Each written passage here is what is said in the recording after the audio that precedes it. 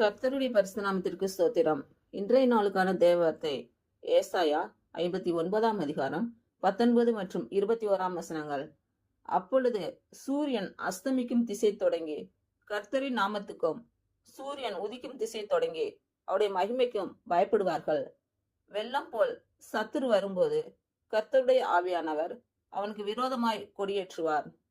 உன் மேலே இருக்கிற என் ஆவியும் நான் உன் வாயில் அருளிய என் வார்த்தைகளும் இது முதல் என்றென்றைக்கும் உன் வாயிலிருந்தும் உன் சந்ததியின் வாயிலிருந்தும் உன் சந்ததியினுடைய சந்ததியின் வாயிலிருந்தும் நீங்குவதில்லை என்று கர்த்தர் சொல்கிறார். இது எனக்கு அவர்களோடு இருக்கும் என் உடன்படிக்கை என்று கர்த்தர் சொல்கிறார். இன்று பிறந்த நாள் மற்றும் திருமண நாள் காணும் அனைவருக்கும் இயேசு கிறிஸ்துவின் நாமத்தினாலே வாழ்த்துக்கள்.